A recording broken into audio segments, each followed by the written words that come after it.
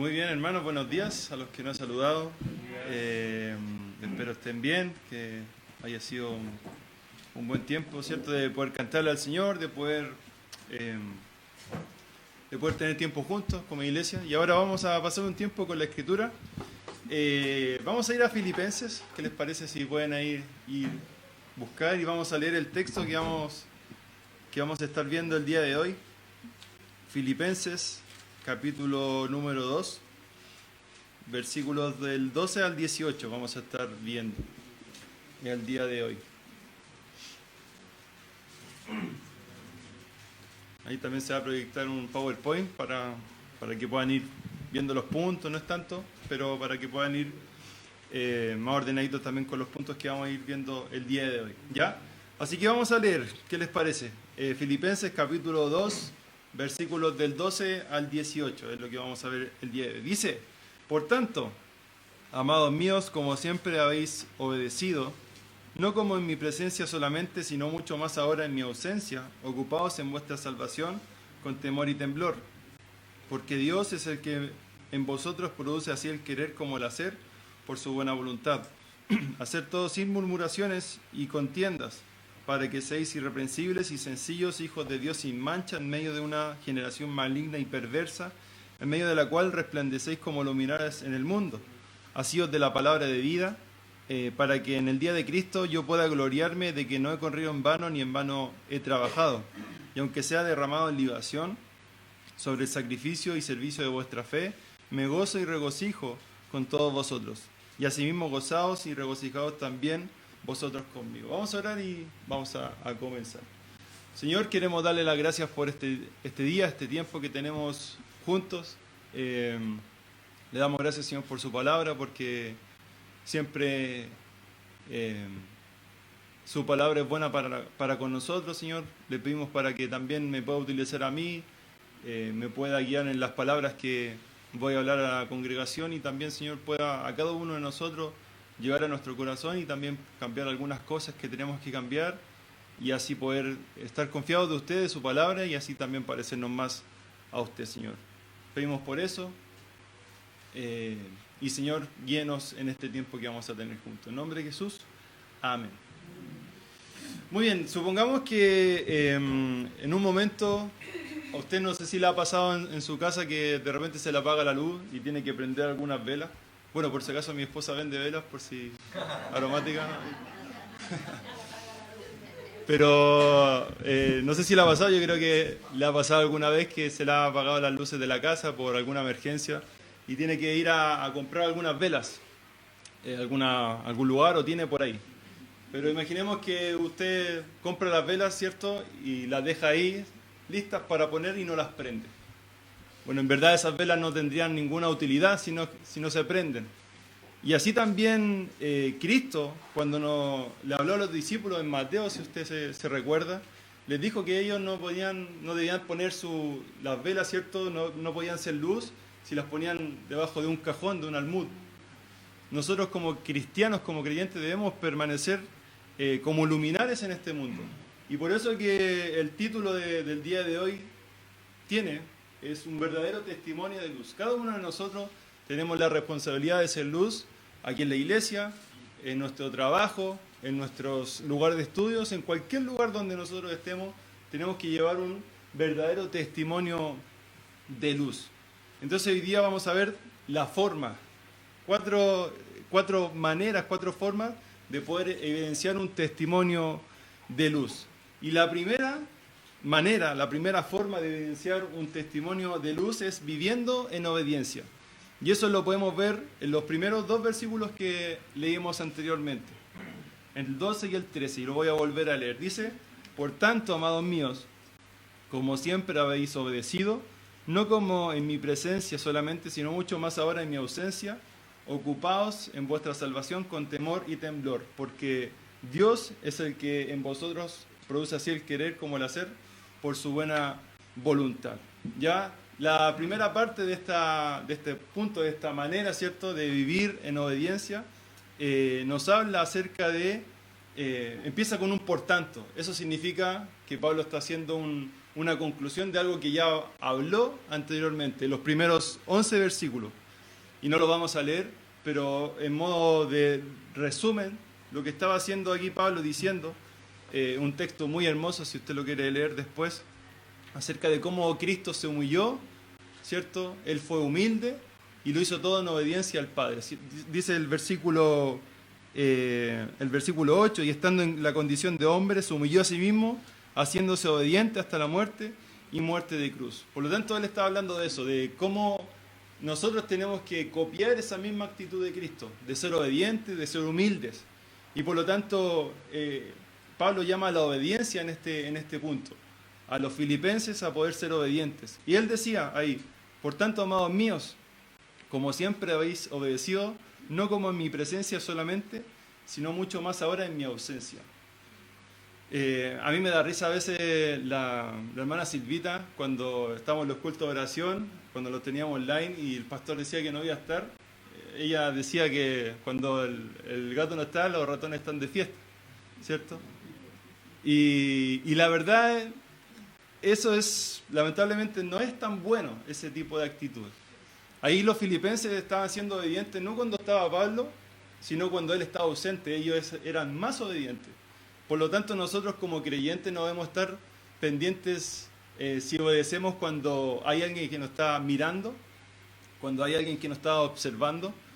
No sé si usted en su trabajo tal vez está siendo mejor trabajador cuando su jefe lo está viendo, o está siendo un mejor trabajador cuando Dios en todo momento lo está viendo.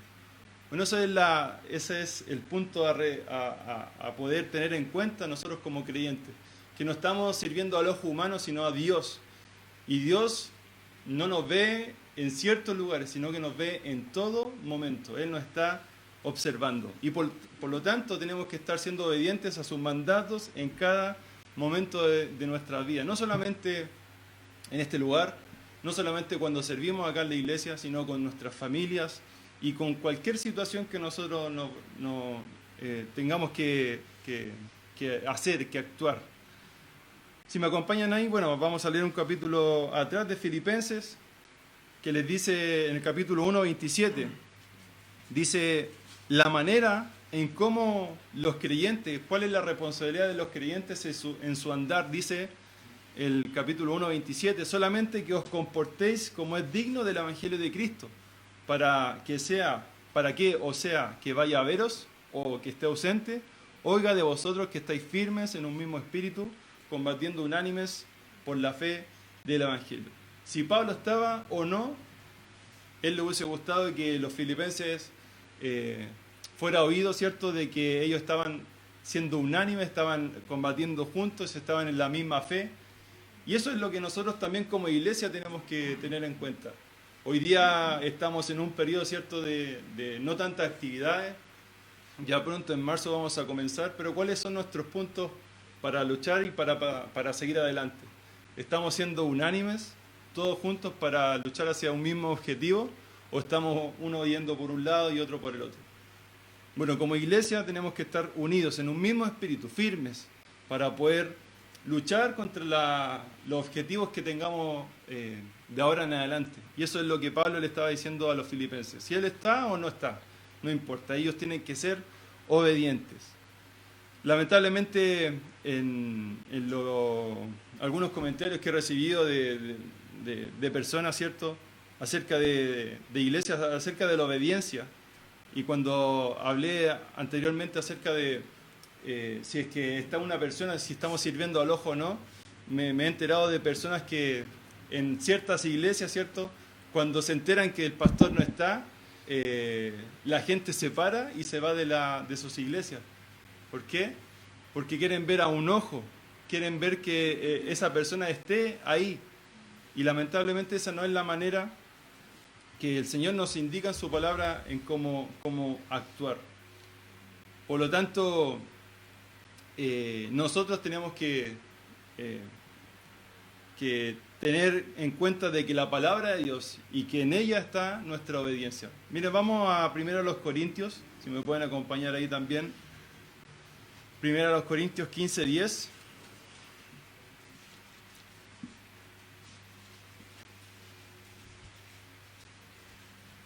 Y aquí nos vamos a dar cuenta en estos versículos que habla Pablo a los Corintios de que nuestra obediencia no solamente depende de nosotros, sino que también Dios actúa en medio de esa actitud. Dice el 1 Corintios 15:10, pero por la gracia de Dios soy lo que soy, y su gracia no ha sido en vano para conmigo. Antes he trabajado más que todos ellos, pero no yo, sino la gracia de Dios conmigo. Cuando nosotros trabajamos, cuando nosotros servimos, es Dios quien trabaja en nosotros. El hermano Pablo también decía ahí, cuando estaba hablando de los anuncios del 10º aniversario de la iglesia, de que es Dios quien ha sustentado, ha provisto para poder estar hoy día como estamos. Es Dios, y a modo personal también es Dios quien ha trabajado conmigo para poder estar acá parado y poder hablarles, porque antes de ser creyente yo no podía hacer esto, o sea, me era imposible pararme al frente de una clase y poder hablar. Pero es Dios quien trabaja en la vida de las personas. Y estoy seguro que así como en mí ha trabajado, también en usted ha trabajado. Y es Dios quien lo hace. Por lo tanto, nosotros tenemos esta responsabilidad de ser obedientes, pero también está la mano de Dios que nos ayuda en este proceso. Mire, vamos ahora al Antiguo Testamento, Primera de Samuel. Y ahí que nos vamos a dar cuenta de una historia donde lamentablemente una persona no fue obediente. Y esta desobediencia trajo consecuencias para su vida. Primera de Samuel, capítulo 15.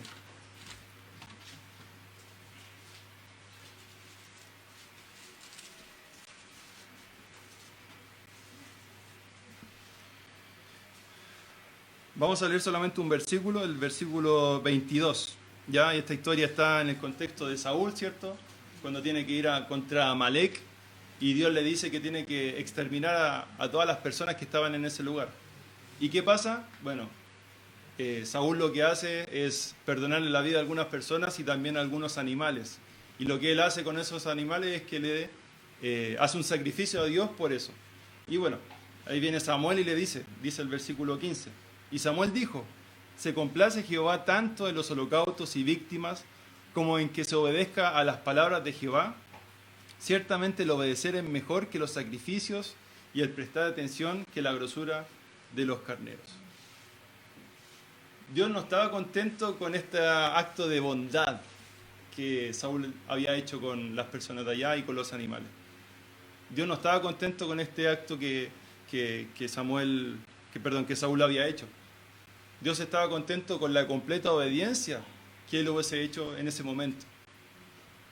A veces nosotros tenemos tan clara la palabra cuando se nos advierte de cosas, pero no queremos obedecer porque decimos, pero ¿cómo Dios va a ser así? Pero no creo que Dios sea tan estricto con algunas cosas.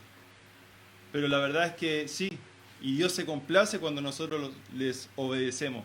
Y aquí, en este contexto, lamentablemente para Saúl las consecuencias fue salir del reinado, que viniera David y empezar a reinar él. Y otras consecuencias que podemos ver en la vida de Saúl. Por lo tanto, cuando nosotros obedecemos, también nosotros mostramos sabiduría. ¿Se acuerda que la sabiduría tiene que ver con el conocimiento bien aplicado en nuestra vida?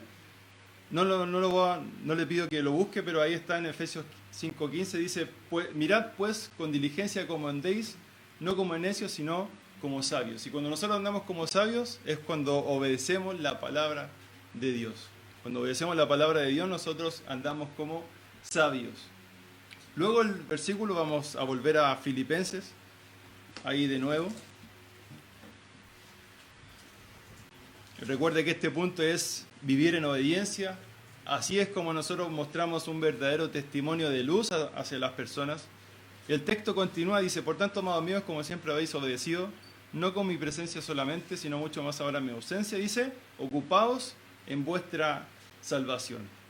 Y aquí una pregunta que puede surgir, ¿cierto?, para nosotros es cómo.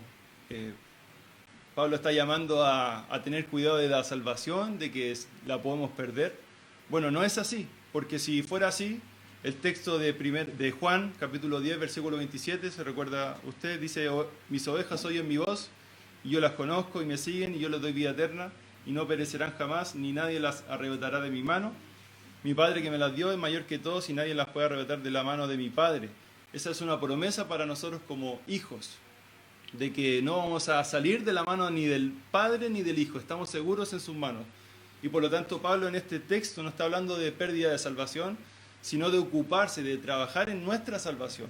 Usted, bueno, yo fui salvo hace casi 10 años. Entonces, desde ese momento mi responsabilidad fue trabajar en mi salvación, crecer. Y una de las preguntas que también trato de hacerme día a día es cuánto he trabajado, cuánto he crecido de aquí hacia el año anterior. ¿Cómo estaba mi relación con el Señor hace un año atrás? Y de repente me hago la pregunta, ¿cómo era mi relación hace un mes atrás? ¿Cómo era mi relación hace una semana atrás? ¿Cómo era mi relación con el Señor ayer?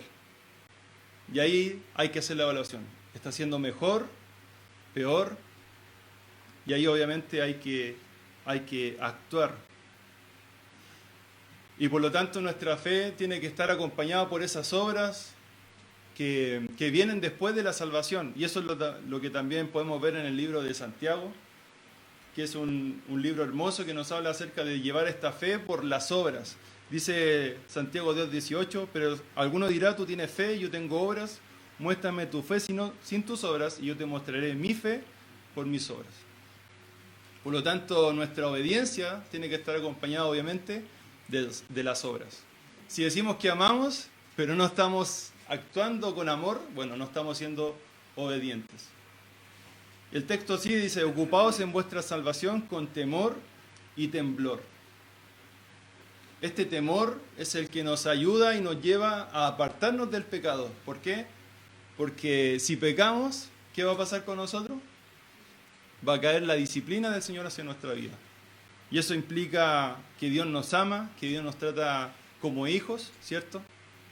Y eso es simplemente un acto de amor hacia nosotros. En que si estamos un día yéndonos para un lado que no teníamos que ir, bueno, el Señor nos disciplina, nos corrige y volvemos al lugar donde teníamos que estar.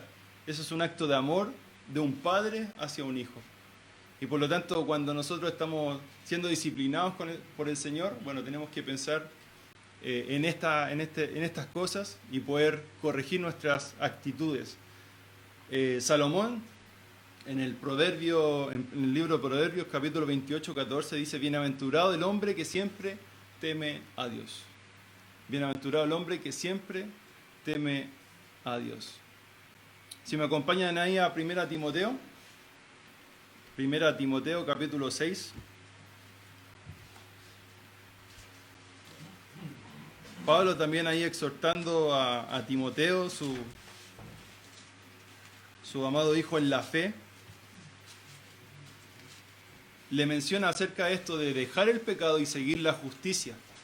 Dice ahí 1 Timoteo, capítulo 6, versículos 11 y 12, dice, huye de estas cosas y sigue la justicia, la piedad, la fe, el amor, la paciencia, la mansedumbre.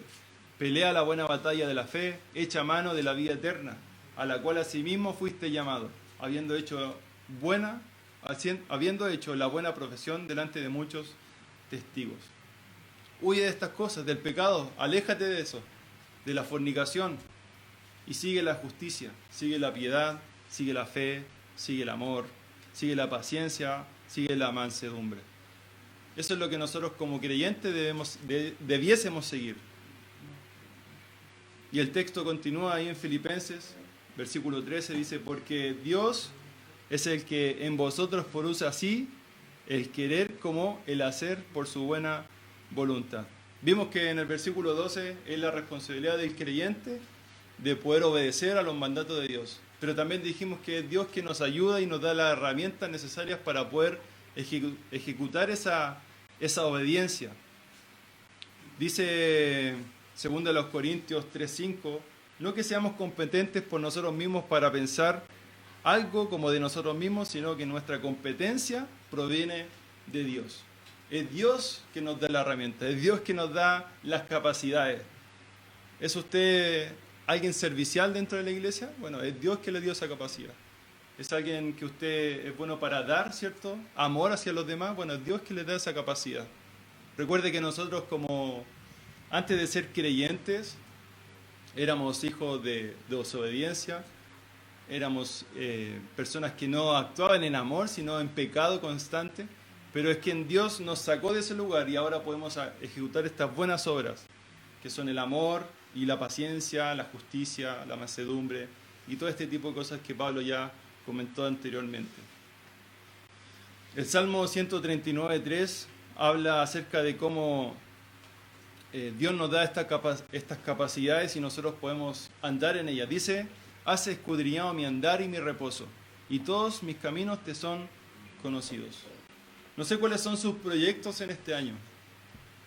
No sé si usted se ha proyectado en este año a las cosas que va a hacer, no solamente aquí en la iglesia, sino en su vida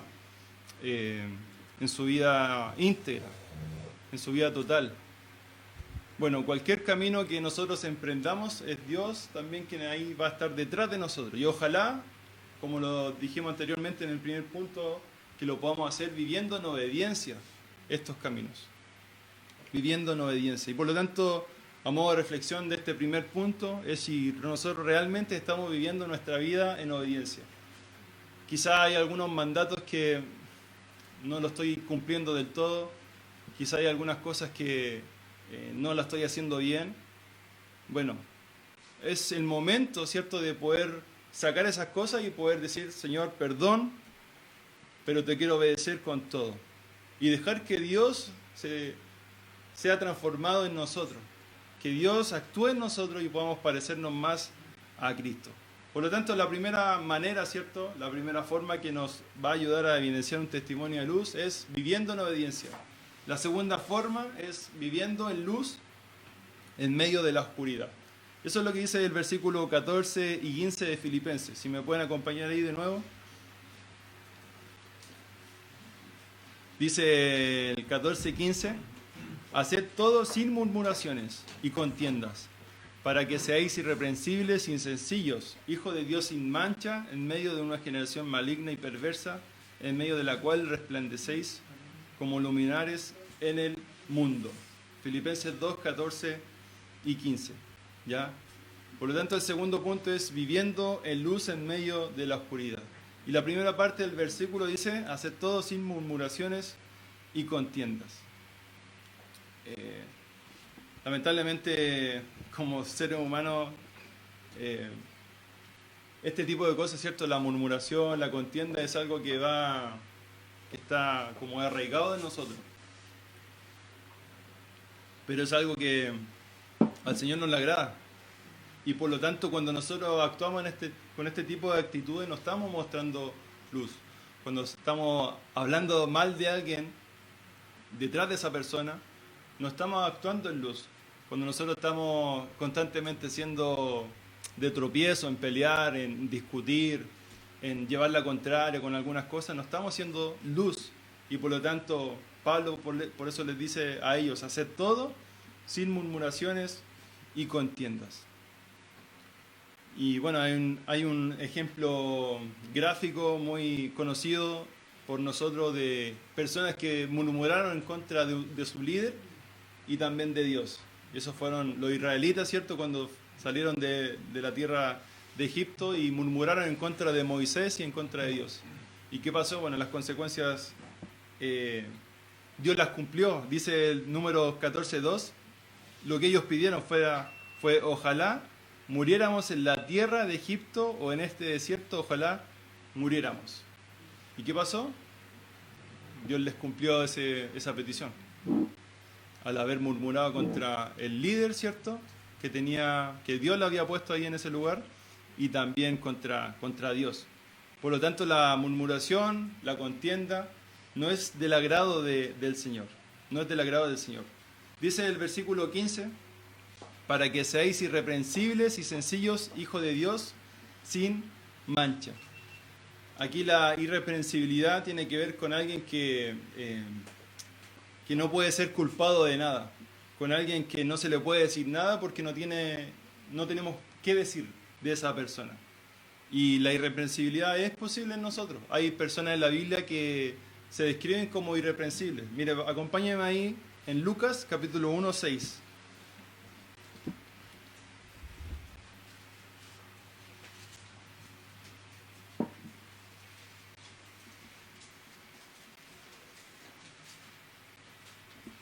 Y aquí podemos ver un matrimonio que era irreprensible y por lo tanto también es el ejemplo para todos nosotros, que los que estamos casados y también los que están solteros podemos seguir este mandato. Dice Lucas 1:6, hablando de Zacarías y Elizabeth, los padres de Juan el Bautista, dice, eran justos delante de Dios y andaban irreprensibles en todos los mandamientos y ordenanzas del Señor.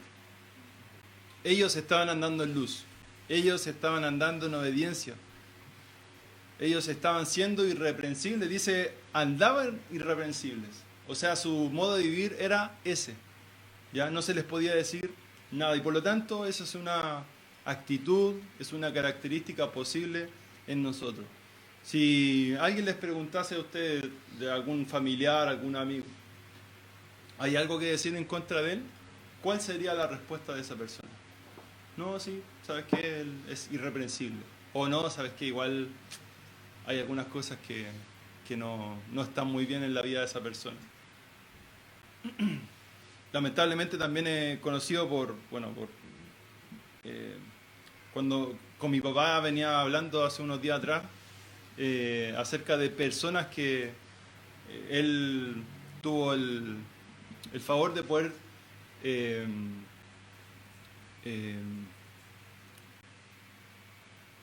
llevarles a un trabajo, de poder conseguirles un trabajo a estas personas, creyentes de la misma iglesia que él estaba. Bueno, y a lo largo del tiempo, lamentablemente, esas personas no tuvieron una buena actitud y mi papá tuvo que despedirlos. Y lamentablemente ese testimonio de las personas que estaban alrededor no fue muy bueno. Y eso, lamentablemente, no demuestra un testimonio de luz. Y lamentablemente eso mancha también el testimonio no solamente de esas personas, sino de todos los cristianos, de toda la iglesia en particular de allá. Ayer también hablando con mi mamá, me decía de mi abuelo que falleció hace años atrás, que tenía un conocido evangélico que lamentablemente hablaba de Dios, pero su actitud no era muy buena, era malo, me decía mi mamá. Y por ese ejemplo de esa persona, también mi abuelo no le gustaba a los evangélicos en general.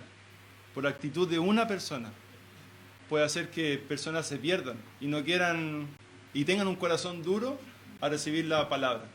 Y eso no es lo que nosotros debiésemos hacer, sino que debiésemos tener un testimonio de luz, como en este caso hablamos de Zacarías y de Elizabeth, que eran padres irreprensibles, andaban siendo irreprensibles. Dice el texto sigue de Filipenses, en medio de una generación maligna y perversa. ¿Usted cree que el mundo hoy es maligno y perverso en el día de hoy? Sí, cierto. Maligno y perverso. Es maligno y perverso. Lamentablemente, y esto también a modo personal, en mi casa, primero estaba nuestra casa normal, ¿cierto? Con la reja, se veía para adentro. Nos entraron a robar una vez un galón de gas. Pusieron tablas en la puerta para que no se viera para adentro. Después de nuevo entraron y ahora pusimos más seguridad para arriba. ¿Y eso es por qué? Por seguridad. También una alarma, una cámara. Antes teníamos una cámara, pero no grababa nomás, no guardaba los videos. Ahora sí graba. Y eso es por seguridad. ¿Por qué? Porque el mundo está perverso, está corrompido. Cualquier momento, ¿cierto? Aprovechan el momento para poder hacer una maldad, y eso es porque el mundo es así. El mundo es así. La palabra maligno, ahí en esta parte, viene de la palabra griega, y lo voy a decir porque es una palabra que ocupamos nosotros, escolios, que es de la palabra escoliosis, que es cuando algo está desviado, ¿cierto? Cuando tenemos escoliosis en la columna es porque la columna está desviada. Ya, y por lo tanto, esa es la palabra. Y se ocupa en nuestro lenguaje para este tipo de cosas. Por lo tanto, el mundo de hoy está desviado. Lejos de Dios. Lejos de Dios. Y aquí está nuestra responsabilidad como creyentes. Dice, en medio de la cual resplandecéis como luminares en el mundo. El contexto en el cual nosotros vivimos no es excusa para decir no puedo ser no puedo actuar como un hijo de Dios en este lugar porque es demasiado perverso. No, dice la Biblia que en medio de esta generación maligna y perversa, nosotros tenemos que resplandecer como luminares en el mundo. Jesús, ¿cierto? Hablándole a los discípulos ahí en Mateo 5:14, les dice, vosotros sois la luz del mundo. Vosotros sois la luz del mundo. Y por lo tanto, una reflexión también ahora en este punto es si nosotros realmente estamos mostrando luz, estamos siendo de testimonio a las personas, o estamos siendo de tropiezo para esas personas que tal vez nunca han escuchado del Evangelio, estamos siendo de tropiezo para esas personas que solamente por nosotros quizás escuchen la palabra. Bueno, si es así, es momento de cambiar, de poder no estar desviados, sino poder seguir la misma línea y poder hablarles de Cristo por medio de nuestro testimonio. A veces es más fácil, bueno, sí, es más fácil hablar por medio de lo que hacemos que solamente hablando y no cumplir.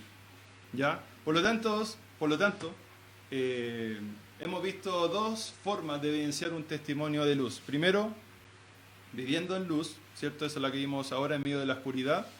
Y la primera que vimos fue viviendo en obediencia.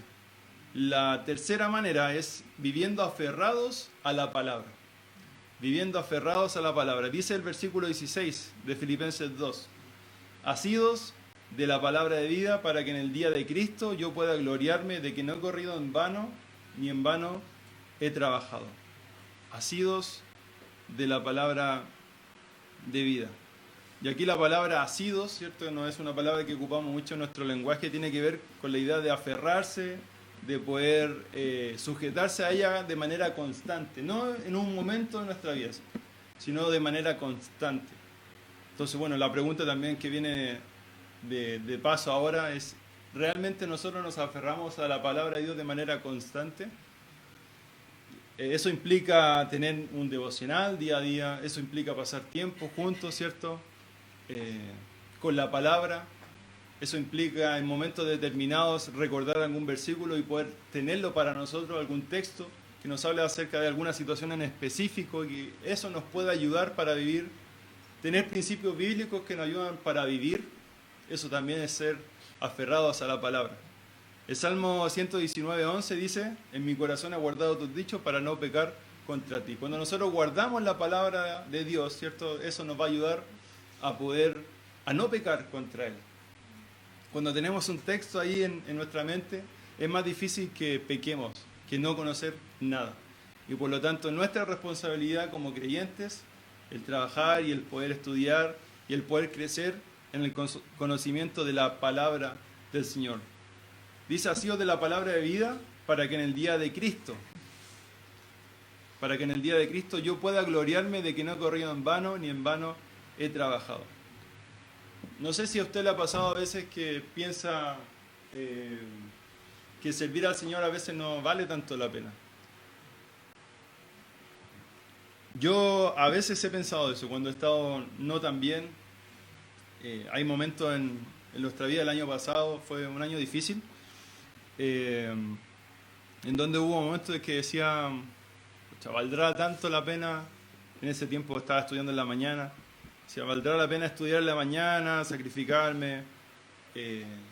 Y a veces solamente sufrir o estar mal. Y hay veces que pasan esos pensamientos en nuestra vida.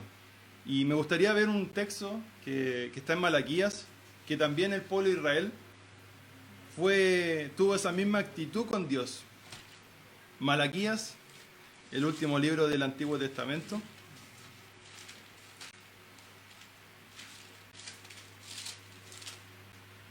El contexto del libro de Malaquías, bueno, es el último.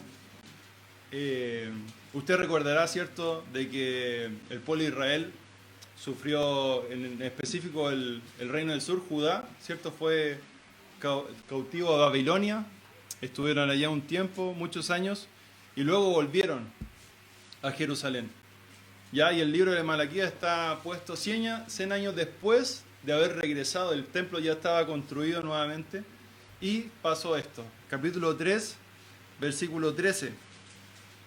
En este libro podemos ver una serie de disputas entre Dios e Israel.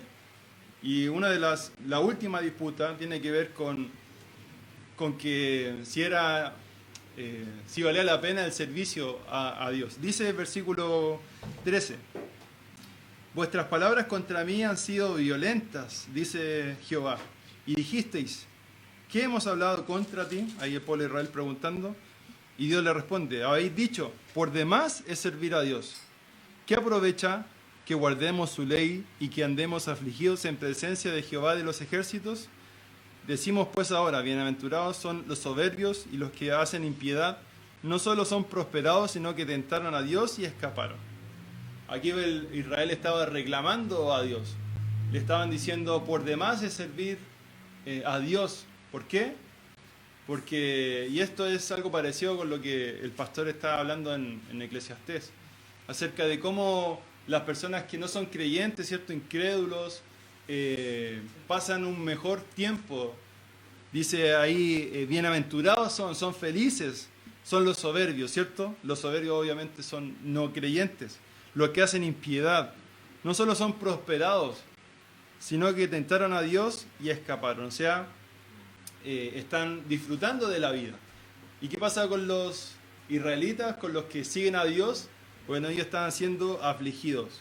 Dice, ¿qué aprovecha que guardemos su ley y que andemos afligidos en presencia de Jehová de los ejércitos?